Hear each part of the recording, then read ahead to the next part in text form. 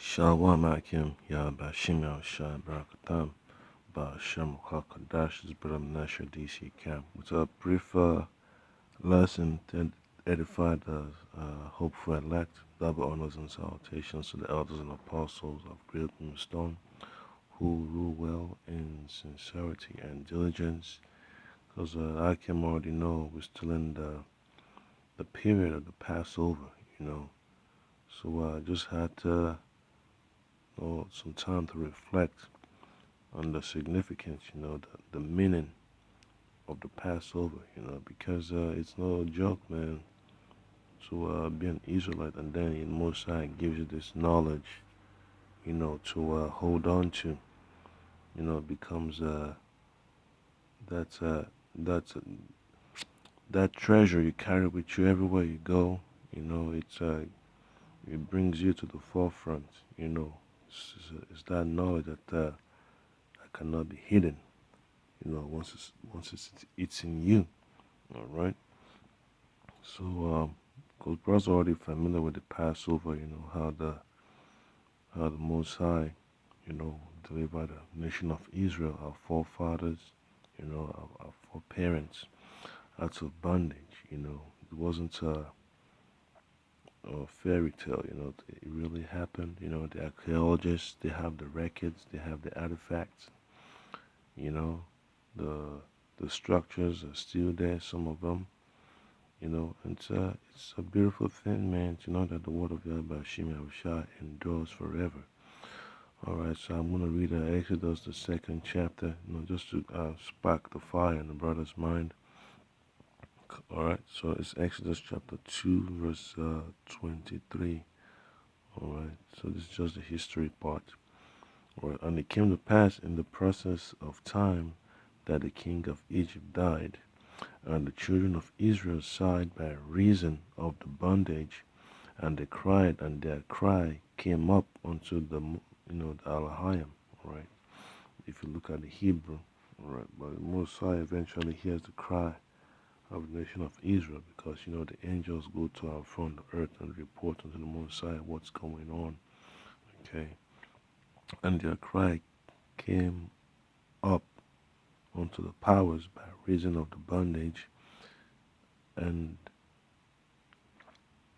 God heard their groaning, and God remembered his covenants with Abraham, with Isaac, and with Jacob. So that's exactly what the Most High told Abraham, that his children, shall be, slaves in a foreign land, strangers in another land. All right, and God looked upon the children of Israel, and he had respect unto them. If you look at the word respect, all right. Well, I gotta go online for this one. Just bear with me. Let me get it back online.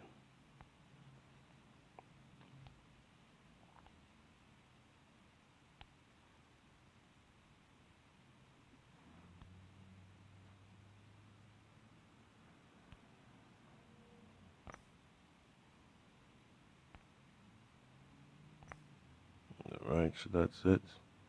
Let me just switch it back.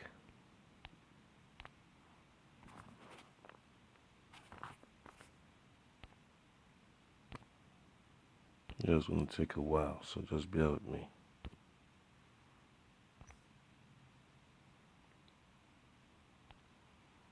Let's see if it's gonna go. Okay, here it is. All right, so the word respect there is called it's yadai. Okay, to know. Okay, to learn to know, to perceive, see, find out, and discern. To distinguish, to discriminate, to know by experience, to recognize, admit, confess, consider. All right. It says to be acquainted with. All right, and just keep it. I keep it brief. All right. So the Most High considered the affliction that our foreparents were going through while they're in the land of the Hamites, in the land of Egypt. So it's important that we take this to heart. All right. So and then you go to Exodus, the 12th chapter. Tells you what the Most High requested Moses to do, as well as Aaron, while we're still in captivity. Yeah, so Exodus 12:1 says, "And the Most High Kadash spake unto Moses and Aaron in the land of Egypt, saying, This month shall be unto you the beginning of months. It shall be the first month of the year to you." Alright, that's the time we're in. "Speak ye unto all the congregation of Israel, saying, In the 10th day of this month they shall take to them every man a lamb, according to the house of their fathers, a lamb for an house." Okay? "And if the household be too little for the lamb, let him and his neighbor next unto his house take it according to the number of the souls. Every man according to his eating shall make your count for the lamb. Your lamb shall be without blemish, a male of the first year. Ye shall take it out from the sheep or from the goats." So you could use goats or you could use sheep, but it has to be of the first year. But in captivity, you gotta take what you have on the shelves. It gotta be sheep or goat. If you don't have it available, you just gotta use what's available. It could be a beef. Just pray that Yahweh Shema Shai, makes it possible you find what you need, because in some places Jake don't have access to to lamb and goat meat. So the beef, chicken, pork, which is unacceptable. It could be antelope meat, whatever. Just pray that Yahweh Shema Shai work out something. And then verse 6 says, "And ye shall keep it up until the 14th day of the same month, and the whole assembly of the congregation of Israel shall kill it in the evening, and they shall take of the blood and strike it on the two side posts and on the upper doorposts of the houses wherein they shall eat it." Alright, verse 8 says, "And they shall eat the flesh in that night, roasted with fire, and unleavened bread, and with bitter herbs shall they eat it." And if you read on further, it tells you gotta have your loins girded about you with your shoes on your feet, your sandals. That it's not for the heathen to take part of.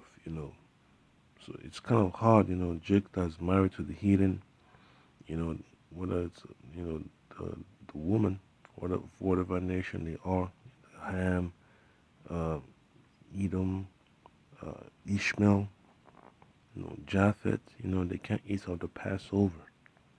All right. So it's only strictly for Israelites, only.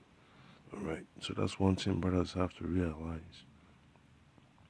All right, because you know how it is, man. That Passover was no joke then, and it's no joke now.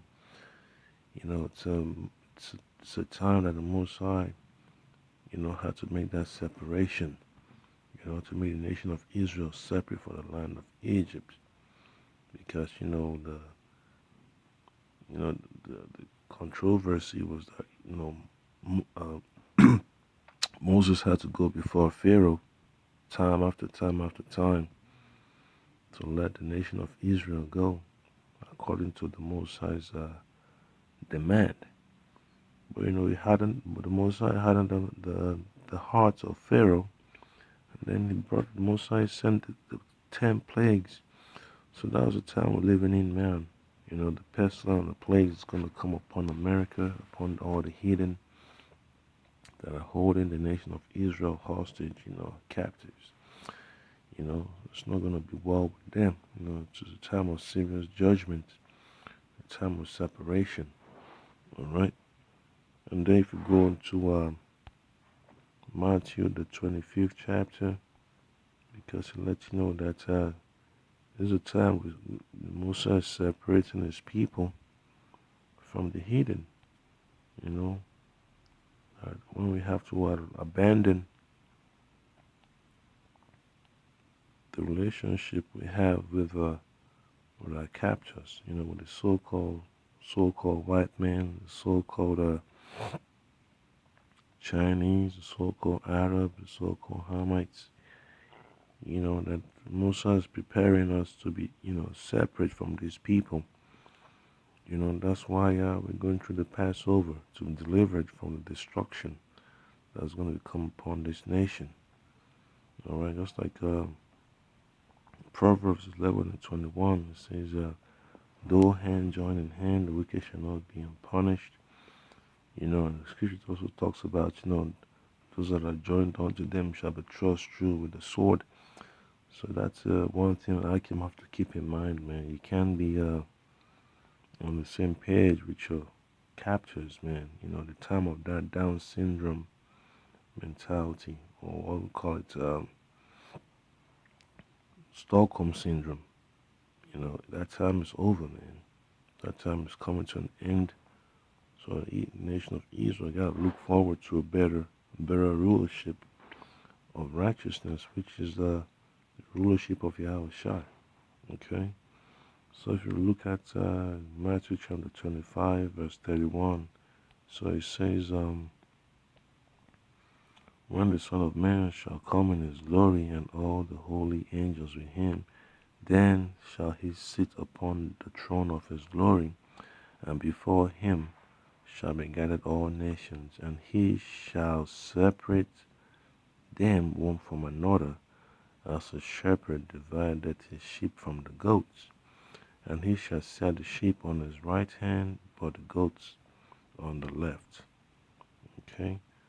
So, and then if we read verse 34, then shall the king say unto them on his right hand, come ye, blessed of my Father, inherit the kingdom prepared for you from the foundation of the world. So that's a beautiful thing that we're looking forward to, man. The separation from these nations. It's a spiritual thing, but when it's going to be physical will be when Yahweh Shai delivers us, during the time of the end. When World War III is taking place, and the missiles are on the way, those that are found written in the book of life, they receive mercy. Just like the nation of Israel received mercy back then in the land of Egypt, so shall the elect, receive mercy in the time to come. Alright, so it's gonna be beautiful. And then if you look at 2 Corinthians chapter 6, you see verse 14. It says, be ye not unequally yoked together with unbelievers, for what fellowship had righteousness with unrighteousness, and what communion had light with darkness? So the Egyptians represent darkness, and the Israel represent light. Scripture talks about the children of light, and the children of this world. This world is a world of darkness, all right? So the so-called white man, his rulership is the rulership of darkness. They are the children of Edom, according to the holy scriptures. And then verse 15 says, what concord had Yahushua Mashiach with Belial? Or what part had he that believeth with an infidel? Okay. And what agreement had the temple of Yahushua Bashir Kakadash with idols? For ye are the temple of the living power, as Yahweh had said, I will dwell in them and walk in them, and I will be their power, and they shall be my people. So that's the nation of Israel is talking about, okay? But this time around, it's only the elect, and the 1/3 that's delivered, here in America and also across the four corners of the earth. Those are the ones that will see the salvation of the Most High. And verse 17 says, wherefore come out from among them, and be ye separate, said the Lord, and touch not the unclean thing, and I will receive you, and will be a father unto you, and ye shall be my sons and daughters, said the Lord Almighty. So that's just the point I'm trying to bring out, man. The Passover represents a time of judgment, heavy judgment upon our enemies, and that separation is coming, and that's what we're looking forward to, man. So that's a spiritual journey that we're going through. Yahweh Shemashah is slowly but surely separating our minds from the doctrine of this world, the doctrine of the so-called white man, the doctrine of the heathen. He has given us that doctrine of life, the doctrine of light. We're coming out of darkness into light, and that's a beautiful thing. So, I also say, I can gotta remember, man, stay faithful, stay diligent, touch not the unclean thing, okay? Try your best to stay, the good graces, good mercies of Yahweh Shema Shabbat Shema Kakadash. Keep an eye out for the leaven of this society, be it in the food, the doctrine, pray that, Most High keeps you safe, man, keeps your mind sharp. You can't have no leaven in your house, you can't have no leaven, in your food. Brothers just gotta be circumspect. Pray that Yahweh Shema Shai keeps your mind sharp as a sword. That His Spirit dwell upon you, and that you continue to abide in His Word, because this is the only thing we have in this society. It's only sure thing that we do have. All right, so double honors and salutations to the elders, apostles of good Stone who rule well in sincerity and diligence. Send up prayers, and for the elders, brothers, apostles, and brothers, just keep on putting up lessons. Don't get discouraged. All right, shalom.